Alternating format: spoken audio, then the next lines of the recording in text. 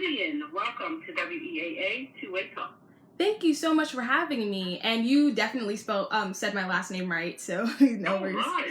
That's right.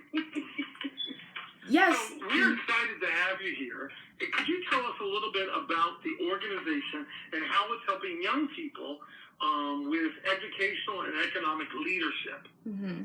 Right. So the WETATi, WETATi, stands for We're Empowered to Achieve the Impossible. And it was founded by Ambassador Dr. Margaret Dureke back in 2011 because she was incredibly passionate about inspiring the next generation to become more business-minded, more creative. And her kids and herself are incredibly business-minded. And she felt like in schools that we don't always get to express ourselves creatively or as creatively as we want to, and that we don't really learn to be leaders or CEOs. We only learn to be employees. And there's nothing wrong being an employee, but we need more leaders in the world. We need more leaders in the world. And that's why the purpose of WETATi is to educate low to moderate income students, especially minority students, through practical and experiential activities that prepare students for employment, entrepreneurship, and future economic opportunities. So basically, WETATi is creating future CEOs, That's right.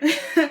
And we do this through idea labs during the year that prepare students for their own small businesses and the annual entrepreneurship convention and idea pitch competition that's going to be happening this year on July 27th from 1 to 5 p.m. And it's been our 10th year doing this, so I feel like we've been doing a great job, honestly. And this is where students will compete for first place and the sum of $2,500 in seed funding. Wow. Yeah, so, and even if students don't win the seed funding or they don't place in first, second, or third place, they still have a chance to network with big companies like PNC Bank and Chick-fil-A and SA Tech. And actually, the founder of SA Tech, Mayor Tim Adams, is actually WETATi's honorary chair and our keynote speaker for the event. So that's really exciting. He's the mayor of Bowie. Yeah, he's the mayor of Bowie. Yeah, it's so cool. crazy. Yeah. And the best part is that student competitors aren't the only ones who get to network with these people. It's also the audience. So whoever buys tickets, they also get to talk to all of the exhibitors that will be at the event. That's a good thing. So, Miss Vivian. Yes. How do you go about recruiting these kids for the program? Right. So before COVID, unfortunately, COVID kind of hurt our recruitment. But before COVID, we would go to different schools within the DMV area and talk to them about becoming business-minded and joining our programs and registering. So for more information about registering, you could go to www.wetati.org. And you could definitely find more information about that. And also follow all of our social media platforms at WETATi, which is WETATi. And does the program have specific key programs that they would instill in the students? Yeah, there's a particular program called Stempreneur where we have people who want to create businesses and basically businesses within the STEM field, but it doesn't really matter what kind of business it is as long as you are willing to do the work to make it a reality. Yeah, so there's... So if, are we talking about, especially the competition, are we talking about high school kids or are we talking about college children? What's the age for the folks? Now, I know that they start thinking about being entrepreneurs very early. Right. So what's the age that WETATi reaches out to? They reach out to middle, high school, and college students, actually. Wow. Yeah. That's good. That's wonderful. Middle school, especially because that's at the time that their brain is really being creative. Exactly. Being creative in a negative way, so now we can pull them in something very... So now, what universities are involved in WETATi?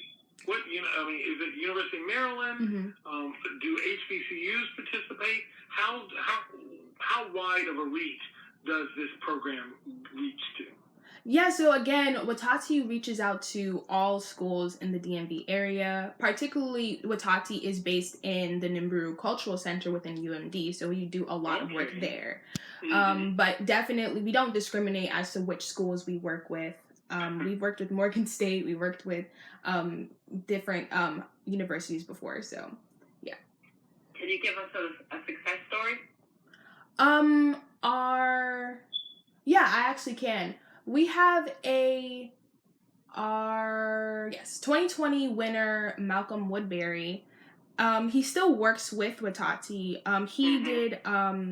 He created a business where you get to basically, what was it? It was to register for public speaking. So you get to create have gigs and things like that for public speaking, and he's working on an app actually. So it's in development right now. So I feel like that is a great success story. Where he's entire app for public speaking, which you never really think about actually. So I think that is a great success story. And there's also one Favor. She was our 3rd place winner back in 2020. She has a nonprofit called Together World, where it works to bring people in different continents together to truly understand our differences and everything. And that's also becoming an app. So there's a lot of app development in WETATi, and yeah, so. Well, I think it's fascinating that you are encouraging young people, even if it's not STEM related or technology related, exactly. If you're willing to put the work in, then you are willing to develop and participate in the competition. And really, when you said Tim Adams is CEO of one of the largest defense contracting companies in the country. Exactly. And it is a field that he's competing with a lot of white boys. But he really celebrates and elevates Black women and Black men in a field where there are not very many of them succeeding. And he succeeds. He's going to be your keynote speaker. Right. And he's going to inspire a lot of these young people to go for it, to really go for the things that they dream about and make their dreams a reality. Exactly. Go ahead. Go ahead, I'm sorry. No, go ahead. Do the students have to have a certain grade point average to be able to compete? No, I don't think they have to have a certain grade point average. It's all about if they're ready. If they're ready and willing to compete. If they have a great idea pitch, that's all that really matters. I feel like people who have bad grades, I mean, the way that the school system is set up, sometimes they don't, I feel like it's doing a disservice to those students who don't have good grades to isolate them from a great opportunity that WETATi, that is WETATi. So no, there's no grade point out. There's no requirements like that. And I'm telling you, I think that if they don't win and win that nice big chunk of change, right. they do win by networking and being in a room with people who are inspiring them, pushing them, encouraging them to follow their dreams. Exactly. And that's wonderful. It's wonderful. I like the whole part, So how do people register to participate in this program?